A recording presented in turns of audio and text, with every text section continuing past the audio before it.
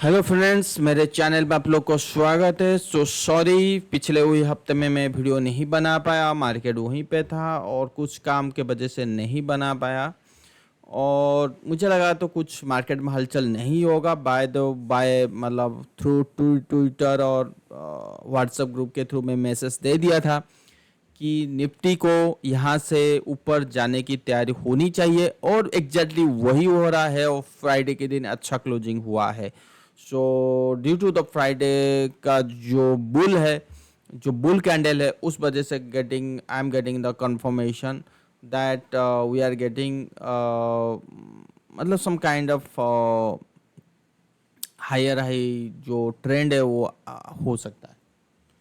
ठीक है, चलिए अब शुरू करते हैं। तो जिन लोग मेरा पिछला वीडियो देखे होंगे तो ठीक है। तो मैंने कहा था कि ये सुपर ट्रेंड मूविंग एवरेज के बेसिस पे, जो एक 50 डे के मूविंग एवरेज के बेसिस पे मैंने कहा था कि 25,000 काइंड ऑफ सपोर्ट है। उसके बाद 24,400 का सपोर्ट है और यहाँ कहीं सपोर्ट लेना चाहिए। अगर ये चीज़ सपोर्ट नहीं ले रहा तो अल्टीमेटली सपोर्ट यहाँ पे आएगा, तो यहाँ से बाउंस बैक होगी। बट सबसे बड़ी चीज़ मैंने उस वीडियो में समझाया था। क्या समझाया था? अगर आपने नहीं देखा तो जाके देख लीजिए। मैं अभी एक बार बता देता हूँ और उस बेसिस पे आप एक बार क्लैरिटी देख पाने के लिए उस वीडियो को दोबारा रिव्यू कर लीजिएगा। ठीक है ना? क्या था कि मार्केट में जो ट्रेंडिंग चल रहा है ना, मार्केट यहाँ से जो तेजी चल रहा है, यहाँ से पकड़ के चलो कि ये जो तेजी चल रहा है, higher high kind of trend, ये देखो higher high higher low kind of trend, तो समझ में ये आ रहा है कि ये फर्दर स्विंग लो हो सकता है और मार्केट ऊपर जा सकता है। तो क्या ऐसे चलता है क्या मार्केट? बिल्कुल नहीं। कहीं ना कभी मार्केट को नीचे आना पड़ता है। जहाँ पे वैल्यूएशन का गैप होता है वहाँ पे मार्केट को नीचे आना पड़ता है। तो हमने देखा जितने भी लार्ज कैप स्टॉक है और उनमें जो रिजल्ट वगैरह आ रहा है वो ठीक है, मतलब इतना कुछ मतलब सही नहीं है जो जिस हिसाब से मार्केट रैली किया है। तो जिस वजह से हमारी मार्केट नीचे है और यूएस की मार्केट ऊपर है। Simple as that.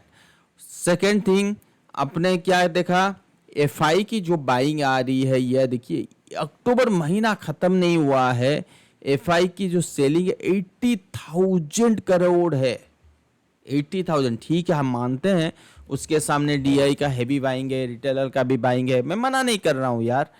But FI होता है। एफआई का जो सेलिंग आ रहा है ना वो 80,000 करोड़ है।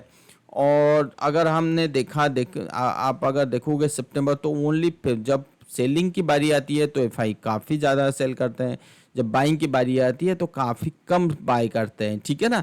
यहाँ पे 42, 35,000, 3,000, 15,000, तो ये सिलसिला।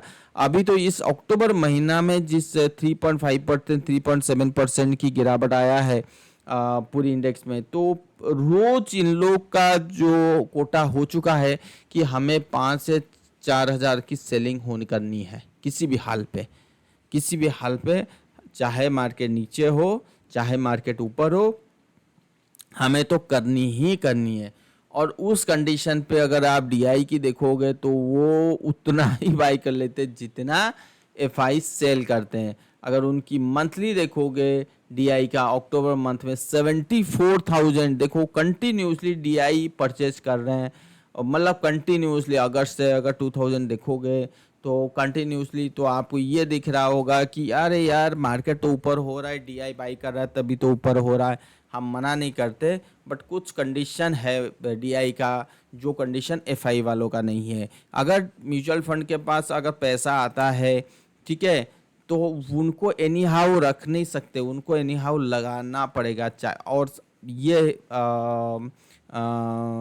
हिस्ट्री कहता है और ये कंपलसरी है, जो पैसा इनफ्लो होता है ना, पैसा जो सबसे ज़्यादा आता है वो आता है बुल मार्केट में, ना कि बियर मार्केट में। अब क्या चल रहा है? बुल मार्केट, तो पैसा आना तो चाहिए ना। पैसा आ रहा है तो वो रख नहीं सकते अपनी पॉकेट में, उनको लगाना ही लगाना है। तो हमेशा आपने अगर हिस्ट्री देखोगे तो हमेशा बुल मार्केट में सबसे ज़्यादा जब कहीं अगर इन्वेस्टमेंट कोई हो करते हैं तो वो होता है डीआई। तो 2008 के जो टॉप था उस जगह भी डीआई का हैवी इन्वेस्टमेंट था।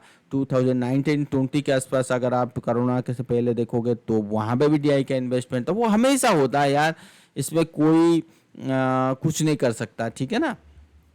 तो ये चीज़ ध्यान में रखो। अगर मैं ईयरली भी करता हूँ तो अगर मैं आपको दिखाऊं 2020 देखो, 19, 18, 17, 16 में 37, 90, 2000 देखो, इस कंपैरिजन में अभी 2020 में 2 लाख करोड़ हो गया। 1 लाख करोड़ तो 2018 में था ना, कोई छोटी चीज़ नहीं है। 1 लाख करोड़, ये करोड़ का खेल होता है, ठीक है ना। तो ये कोई छोटा चीज़ नहीं है, ये बात समझ लो आप, ठीक है। और इसके बाद हमने 2024 में 4 लाख करोड़, तो ये जो है ना 4 लाख करोड़ आज के टाइम पे आपको लग रहा होगा कि अरे यार इतना बाइंग हो रहा है एक साल के अंदर, बिल्कुल नहीं है। अगर 2030 जैसे आएगा ये 4 लाख करोड़ कम से कम 10 लाख करोड़ भी हो सकता है। तो उस जमाने में आपको लगेगा यार 4 लाख तो छोटा है, अब तो 10 लाख करोड़ सब है। तो समय जैसे बीतता जाएगा ना, समय जैसे आगे चलता जाएगा, तो ये आपकी इन्वेस्टमेंट की जो अमाउंट है ना, ये रिटर्न वो बढ़ता रहेगा। तो ये है, तो इसीलिए डीआई को देखना नहीं चाहिए। देखना किसको चाहिए, एफआई और रिटेलर को। एफआई का चांसेस ज़्यादा होता है, रिटेलर का चांसेस कम होती है। तो मैं हमेशा एफआई को देखता हूँ, और एफआई क्यों सेल कर रहा है मैं हमेशा यही क्वेश्चन अपने आप को करता हूँ, ठीक है ना। तो ये था एक डेमो, सॉरी इसके व्यू। इसमें कोई नतीजा नहीं निकलता, बट आपको समझाने के तरीका मैं बताता हूँ। तो एक बार बात कर लेते हैं सबके ऊपर, उसके बाद freed and fear and greed जो इंडेक्स है ये पहले यहाँ पर था, ठीक है। तो वो अभी यहाँ पे आ गया। तो मोटा मोटी मैं ये कहना चाहूँगा कि अगर ग्रीड का और एक्सट्रीम ग्रीड के पास आता है तो कहीं ना कहीं हम सेलिंग का सिग्नल मिलेगा। तो तब तक ठीक है, ठीक है। यहाँ पे बाइंग नज़र आ रही है। अब आ जाइए एडी लाइन। एडी लाइन यहाँ पे अगर आप देखोगे ये कंटिन्यूसली लोअर लो बना रहा है, मार्केट यहाँ पर है, ये एडी लाइन लोअर लो। ऐसा क्यों, ऐसा तभी होता है जब 2021 में भी एक बार फॉल आया था निफ्टी में, यहाँ पे जब फॉल आया था ना तभी भी एडी लाइन नेगेटिव था। और उसके बाद हमने देखा एक साल तक मार्केट में बहुत गिरावट आई और बहुत सारे डैमेज भी हुए स्टॉक मार्केट में, मतलब 17-18% गिरावट आई और स्टॉक डैमेज हुए, 40-50% काइंड ऑफ सेलिंग आया। तो ये चीज़ बहुत मायने रखता है। ठीक उसी तरह वही हो रहा है कि पिछला लो को तोड़ दिया, ठीक है। यहाँ पे जो भी पुल बैक आएगा निफ्टी में, अभी जो दिख रहा है कि पुल बैक आने वाला है, बट आपकी जो NSE जो एडी लाइन है वो उसमें भी आएगा, बट उसमें उस बेसिस पे नहीं आएगा। और मेरा मानना है कि ये जो हाई है ना, ये जो टॉप बना के रखा हुआ है, इस हाई को शायद ब्रेक ना करे। उसमें तेजी तो आएगी बट उस हाई को ब्रेक नहीं कर। बट ये जो हाई था, ये जो निफ्टी आप देख रहे हो इसी पॉइंट का हाई था, उसके ऊपर ट्रेड हो रहा है। तो इस दैट मीन्स कि जो NSE का 500 जो स्टॉक है उनमें ऐसे सारे स्टॉक है, इन 500 नहीं पूरी की बात कर रहा हूँ, तो उनमें सभी में परफॉर्म नहीं हो रहा है। तो उसको ऐसे देख सकते हो कि आपकी पोर्टफोलियो नीचे जा रहा है और मार्केट ऊपर जा रहा है, तो which is not a good thing for the bull market. So अगर ये बुल मार्केट है तो ऐसा होना नहीं चाहिए, काफ़ी बार मैंने बताया था। अब आ जाओ यहाँ पे, तो यहाँ पर आपको क्या दिख रहा है, ठीक है। यहाँ पे आपको क्या दिख रहा है, यहाँ पे ये दिख रहा है कि मैंने आपको पहले क्या बोला था कि भाई इस लेवल के ऊपर हम तो भाई वो 27,000 की भी इंतजार नहीं करेंगे हम। 26,000 and third support is okay. So you should prepare for both side. अगर 25,000 सपोर्ट ले रहा है so you have to ready कि 27,000 even 27,500 will see any moment any time, okay, like this। मतलब ये ऐसे नीचे आए और ये ऊपर की तरफ जाने की कोशिश करेगा। सो ठीक है, तो आपने सुन लिया। तो अगर इसको डिटेल में जाना है तो ये देखिए, ये जो लिखा हुआ है तो निफ्टी निफ्टी निफ्टी अब कितना गिरेगा, ठीक है। तो इसी चीज़ को आप फॉलो की। अरे यार ये क्यों नीचे आ जा रहा है बार बार, ये देखो निफ्टी कितना गिरेगा, ये चीज़ को देखते रहिए, ठीक है। अभी इसके बारे में आप सुन लीजिएगा। तो चलिए हम अपनी चलते हैं निफ्टी के ऊपर और वहाँ पे देखते हैं क्या कर सकते हैं।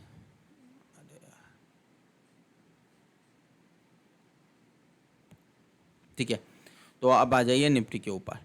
तो निफ्टी में मैंने क्या कहा था, निफ्टी में ये कहा था कि ये जो ट्रेंड चल रहा है और ये ट्रेंड की जो एंडिंग पॉइंट है ना, ये पॉइंट पता लगेगा कि मार्केट और कितना दूर तक चल सकता है। यहाँ पे मैंने बोला था कि 27 29 तक भी तैयार होनी चाहिए। अगर 27 दिख गया उसके बाद भगवान के भरोसे छोड़ दो, आप अपने हाथ निकाल दो, मतलब बाई नहीं करना है। और हमने क्या देखा, यहाँ पे मार्केट में फॉल आया और फॉल आने के बाद यहाँ पे एक काइंड ऑफ सपोर्ट ले रहा है। और ये जो ट्रेंड हो रहा है ना, ये जो ट्रेंड, ये आपको बताएगा कि मार्केट में सस्टेनेबिलिटी है या नहीं। नंबर 1, अगर ये ट्रेंड काफ़ी ज़्यादा नीचे गिर जाता है तब ये बताएगा आपको कितना टाइम के लिए अपनी पोर्टफोलियो को होल्ड करना है। देखो यहाँ तक अगर गिर जाएगा तो मार्केट आराम से आप पोजीशन को होल्ड करो, 2-3 महीने का झटका आएगा, उसके बाद मार्केट ठीक हो जाएगा, जैसे यहाँ पे भी ठीक हुआ है। ठीक है, एग्जैक्टली झटका आएगा ऐसे और ये ठीक होता रहेगा और बहुत दूर तक चलता रहेगा। 30,000 का 35,000 हम देख लेंगे। बट डिसाइड कहाँ पे है, कहाँ पे डिसाइड करना है, इस पॉइंट पे कि इसकी मूव कैसी होनी है। जैसे अभी दिख रहा है, अगर हमने डेली चार्ट पे लेके आ जाता हूँ, डेली चार्ट राइट, और डेली चार्ट में हम मूविंग एवरेज प्लॉट भी कर लेते हैं, 50 डे मूविंग एवरेज लगा लेते हैं। तो मैंने क्या कहा था कि 50 के आसपास एक काइंड ऑफ सपोर्ट है और 50 के नीचे हमें क्या मिल रहा है, एक double bottom kind of formation. Number 1 क्या मिल रहा है, double bottom kind of formation. ठीक है, 50 आप बोलोगे यार 50 तो ऊंचा है, कोई दिक्कत नहीं, आप यहाँ पे 50 डे के मूविंग एवरेज के आसपास बोल रहा हूँ, double bottom kind of formation with positive divergence in the RSI। And जब हमने देखा कि RSI इस रेंज में आके पहुंचता है, जब RSI इस रेंज में आके पहुंचता है तभी निफ्टी में बाइंग आता है, क्योंकि ऑलरेडी सपोर्ट दे रहा है और यहाँ पे डाइवर्जेंस है, यहाँ पे सपोर्ट है, RSI यहाँ पे सपोर्ट है। तो कुल मिला के टेक्निकली इस बेसिस पे आपको सपोर्ट तो दिख रहा है और जो एक्चुअल बाइंग आने वाला है वो आने वाला है एवब 25,000 के ऊपर। सो 25,050 जैसे निकलेगा तो आपको इसमें अच्छी वाली बाइंग देखने के लिए मिलेगा। क्लियर, अच्छी वाली मतलब अच्छी वाली। तो क्वेश्चन ये उठता है, जैसे मैंने अभी कहा कि इसके ऊपर डिपेंड होता है, क्या यहाँ पे सपोर्ट लिया तो हमें और कितना दूर तक जा सकते हैं। देखो मैं यहाँ पे एक चीज़ कहना चाहूँगा कि ये जो पैटर्न बन रहा है ना, this is the expandable triangle kind of pattern. और ये चीज़ कहाँ बन रहा है, this is a very very important thing. अगर if you are getting some kind of pattern, maybe bearish, maybe bullish, whatever, कहाँ बन रहा है, where, right? So at that moment you can decide कि how, मतलब कितना टाइम तक आप अपनी पोर्टफोलियो को होल्ड करना चाहते हो। सो पोर्टफोलियो डज नॉट मीन कि for the longer term may be 1 year, may be 2 year, may be 5 year, may be 10 year, even short term also same thing. कोई शॉर्ट टर्म ये कहता है कि मैं 5 days के लिए कहता हूँ, जनरली 5 days के लिए शॉर्ट टर्म होता नहीं है, 10 days के लिए। सो time period is the most important thing in this market, holding period, time period. So without time period, without holding period, you cannot make money. So जो right time पे entry होते हैं, so they are getting the good profit, they are getting the good profit in any asset segment। जो भी asset वाला segment, चाहे वो gold हो, चाहे वो share market हो, चाहे वो property हो, time is the very very important thing, number 1। number 2, अगर if you are getting the expandable triangle kind of pattern at the top area, right, where your company is not making money in terms of earning, in terms of result, so and stock market ये सोच के चला है कि ये जो quarter result आ रहा आएगा, ये छप्पड़ फाड़ के आ रहा है, but actually they are not making money, right, ठीक ठाक है, बट स्टॉक मार्केट उससे एडवांस चलता है, तो वो डिस्काउंट करेगा ही करेगा, मतलब वो नीचे आएगा ही आएगा। ये चीज़ number one. Number two, valuation discomfort हो रहा है बहुत सारे स्टॉक में, तो ये भी चीज़ है। नंबर थ्री, जैसे मैंने बार बार कह रहा हूँ, आपकी एडी लाइन नेगेटिव शो कर रहा है। नंबर फोर, आपका जो जीडीपी टू मार्केट कैप है वो 150-160% हो गया है।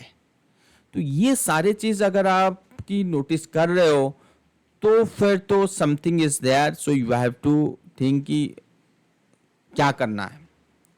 So this is the negative point in terms of. तो अगर मैं टेक्निकल वाइज चलूँ, जो टेक्निकल यहाँ से ट्रेंड यहाँ से चल रहा है ना, तो वो उसको तो कहीं ना कहीं कभी ख़त्म होना है, तो ये चीज़ ख़त्म होने जा रहा है। So exact time we can not identify, exact level we can not identify from 27,000 market will मतलब क्रॉस आएगा, एग्जैक्ट 26,000 से क्रॉस आएगा, नो, एग्जैक्ट लेवल कोई नहीं आइडेंटिफाई कर सकता। अगर आपको पता चल गया कि ये दिस इज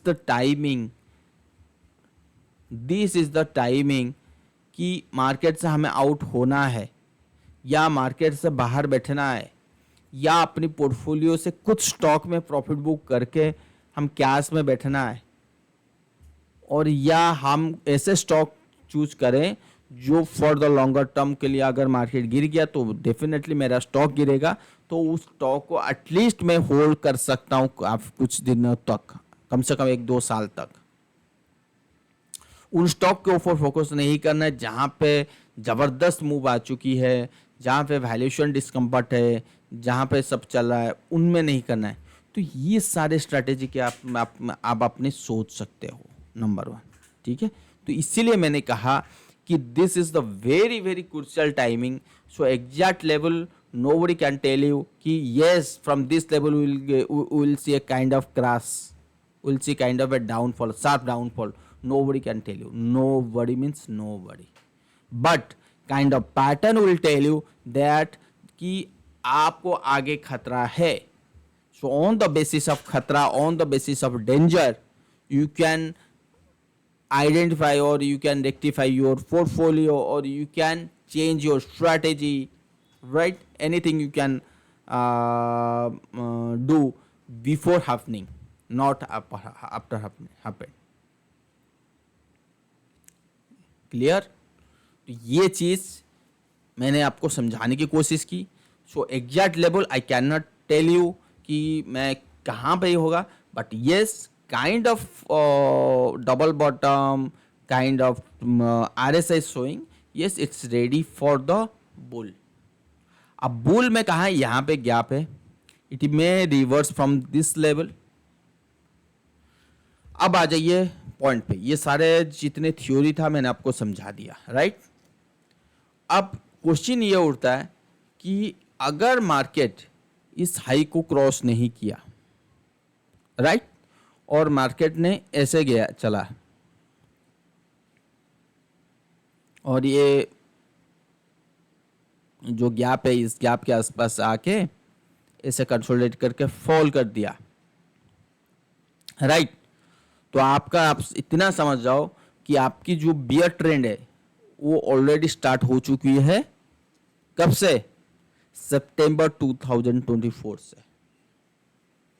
अगर हाई को क्रॉस नहीं किया तो देखो, this is the style of the technical analysis. Technical analysis does not mean कि आपको हर चीज आगे पहले पता लगेगा, ठीक है ना। कंफर्मेशन बहुत जरूरी है। जो आपको हायर हाई ट्रेंड चल रहा था, यहां पे अगर कंसोलिडेशन करके ये ब्रेक कर दिया तो देन आपको क्या मिल जाएगा? Lower low kind of trend. So lower low beer market में चलता है, हायर हाई बुल मार्केट में चलता है। तो आप समझ जाओ कि ये जो ट्रेंड चालू हुआ है बियर ट्रेंड, वो सितंबर से चालू हुआ है, राइट। अगर फर्दर यहाँ पे तेजी हुआ और ये ऊपर चला गया और इस हाई को ब्रेक कर दिया, तो दैट मीन्स कि देखो यहां से भी सेलिंग आ सकता है। देखो मैं बार बार कह रहा हूं, यहां से सेलिंग आ सकता है, अगर ऊपर गया तो भी ऊपर से भी सेलिंग आ सकता है, सेलिंग आना ही आना है। बट इसमें यही डिफरेंस है कि यहां से सेलिंग आने का मतलब है आपका बियर ट्रेंड सितंबर से चालू हुआ है और ऊपर चला गया, इस हाई को क्रॉस कर दिया, तो अभी बियर ट्रेंड का जो टाइमिंग है वो पाने के लिए थोड़ा सा लेट लगेगा, क्योंकि यहाँ से ट्रेंड चालू होगा नीचे आएगा तो मतलब अब फंस गए, आपको एग्जिट नहीं मिलेगा। बात समझ में आया? दोनों चीज़ है कि यहाँ पे अगर आपने इस टाइप की मूव ऐसा है, अगर ये चीज़ आप और ये चीज़ ऐसे गया और ऐसा आ गया तो आपको एग्जिट नहीं मिलेगा। अगर एग्जिट चाहते हो कि करना, एग्जिट कभी नहीं मिलेगा पोर्टफोलियो से। अगर आपको लगा कि नहीं यार मार्केट और ऊपर चला गया, तो फिर चांसेस है कि यहाँ नीचे आने के बाद यहाँ कंसोलिडेशन करेगा तो फिर एग्जिट मिलेगा। राइट, दोनों में फ़र्क है, समझ में आ गया? तो जो टर्निंग पॉइंट होता है वो चीज़ संभव नहीं है बोलना कब कैसे आ जाएगा, बट ये इंडिकेशन दे रहा है कि मार्केट में कुछ होने वाला है। जैसे मेरा मानना है, आई एम नॉट श्योर कि 5 नवंबर को यूएस इलेक्शन का रिजल्ट आने वाला, तो हो सकता है वो भी टर्निंग पॉइंट हो। राइट, सेकेंड ये था निफ्टी के ऊपर व्यू, और अभी के लिए मैं तेजी हूँ, but I am very careful, I will be very careful from 25,500 even 26,000 even 26,500 even 27,000। So I am very, क्यों मैं कह रहा हूँ, क्योंकि इसको यहाँ पे देखो 25,500 तो मस्ट है। So 25 from 25,500 to 27,000 some around showing के 1,500 पॉइंट, जाने में 1,500 पॉइंट, गिरने में फ्रॉम 25,500 से अगर मार्केट गिरता है, सो आई एम एक्सपेक्टिंग 5,000 पॉइंट हो, जाने में 1,500 आने में 5,000। तो मैं किस में बैठूंगा? जहाँ पे ज़्यादा मोटा पॉइंट मिल रहा है, तो पॉइंट मिल रहा है मुझे बियर साइड में, ना कि बुल साइड में। तो बुल साइड इसलिए मैं बैठने की तैयारी नहीं हूँ, ठीक है ना। बस मुझे इस पॉइंट पे मुझे एग्जिट करना है, मतलब इस तेजी जो जाएगा ना, इस तेजी में मुझे एग्जिट करना है, ना कि फ्रेश बाइंग करना है। क्लियर? अब ये हो गई निफ्टी की बात। अब बात करते हैं bank Nifty. So bank Nifty आपने काफ़ी, मैंने इसके ऊपर वीडियो बनाया था कि बैंक निफ्टी की जो वैल्यूएशन है बहुत अच्छा चल रहा है, बट एक चीज़ हमें भूलना बिल्कुल नहीं चाहिए कि at the time of 2018, 19, 20 at that moment बहुत से स्टॉक्स है जो हाई बहुत अच्छे वैल्यूएशन पे चल रहे थे, बट ऐसा क्या हुआ, बट मार्केट में जब सेलिंग आया तो वो भी गिरने लगे। तो सेम थिंग कि मार्केट में जब सेलिंग आएगा ना, तो एग्जैक्टली निफ्टी बैंक भी गिरेगा, ठीक है ना, वैल्यूएशन कंफर्ट हो, तो वो चीज़ है। तो ये भी देखो, यहाँ पे जो बैंक निफ्टी है जो दिख रहा है ना मुझे, तो ये बैंक निफ्टी हो सकता है कि ये आपको हाई लेवल पे जाए और ये कंसोलिडेशन करके फॉलो, ठीक है, ये चांसेस बहुत है, ठीक है। और टाइमिंग बहुत इम्पोर्टेंट है। क्या टाइमिंग इम्पोर्टेंट है? मैं फिर दोबारा निफ्टी लेके आता हूँ। मान लो कि मेरा जो टारगेट एरिया है, मान लो मैं ये कह रहा हूँ, लेट्स से कि मेरा जो टारगेट एरिया है कि मार्केट लेट से यहाँ गिर गया, राइट, और आपने यहाँ पे बाई करके रखे हो, मार्केट को ऊपर जाना आना है, आज नहीं तो कल आना है। तो क्या होगा, आपने यहाँ पे बाई किए और आपका पूरा पैसा यहाँ पे डाल दिए और मार्केट ऊपर चला गया 30,000, हम लेके चलते हैं कि 29,000 और ये है 21,000 लेट्स से, और हमने इन्वेस्ट कर लिए, राइट, हमने इन्वेस्ट कर दिए। तो एक बंदा 21,000 इन्वेस्ट किया तो उसको 29,000 पहुँचते पहुँचते कितना परसेंट का रिटर्न मिला? तो some around 40%, 35 to 40%, which is a good return, right? और अपने इन्वेस्ट किए यहाँ पे, that means you are getting 15%। ये होती है टाइमिंग की फर्क, ये होता है टाइमिंग की फ़र्क। तो इसलिए मैं मानना ये है कि बिफोर टाइमिंग कहना बड़ी मुश्किल है। जैसे बहुत लोग ये कहते हैं, देखिए स्मॉल कैप मिड कैप में भी ये बन रहा है। जैसे हाँ, अभी हम लोग बैंक निफ्टी में बात कर रहे थे, जैसे यहाँ पे 50 का वो चल रहा है कि सपोर्ट ले रहा है 50 मूविंग एवरेज। अगर हम डेली के बेसिस पे जाएं तो एग्जैक्टली यहाँ पे 100 डे मूविंग एवरेज के सपोर्ट ले रहा, और चांसेस बहुत है कि ऊपर जाना चाहिए, और ऊपर भी जा रहा है, ठीक है ना। ये चीज़ें, और बाकी कुछ बोलने की है ही नहीं। बाकी वही है कि सेल ऑन राइट्स की काइंड ऑफ पैटर्न बन सकता है। यहाँ पर टर्निंग पॉइंट ये है कि जो यूएस मार्केट है, सो यूएस मार्केट में कुछ बड़ा चेंजेस हुआ है। तो आपके दिमाग में होगा ऐसा क्या हुआ है जो आपको लग रहा है कि मार्केट फॉल हो रहा है, कि सबसे बड़ा चेंजेस क्या कहाँ पे हुआ है? वहाँ पे हुआ है डॉलर में। डॉलर की देखो, मैंने पहले यहाँ पे बोला था कि डॉलर की जो ब्रेकडाउन है ना, वो काफ़ी बड़ा नीचे आ सकता है। कहाँ पे टारगेट दिया था? 95, राइट। उसके बाद हमने फॉल देखा, यहाँ से लेके यहाँ तक फॉल देखे, और यहाँ पे डाइवर्जेंस मिलने के बाद मैंने कहा था कि यहाँ से तेजी आएगी, और ये देखो तेजी। तो एक्चुअली आई वाज एक्सपेक्टिंग कि जो तेजी आएगी, सो यहाँ से एक बार फॉल आएगी तो यहाँ पर एक अच्छी खासी बाइंग आनी चाहिए, बट ऐसा बिल्कुल नहीं हुआ। सो अगर मैं शॉर्ट में बात करूं कि जो डॉलर है ना, वो मुझे मजबूरन, देखो मैं तेजी तो था ही नीचे से, और यहीं कहीं यू टर्न था मेरा 102, ये देखो 102 क्या है 2 के, बट ऐसा कोई बियरिश कैंडल मिला ही नहीं मुझे, राइट।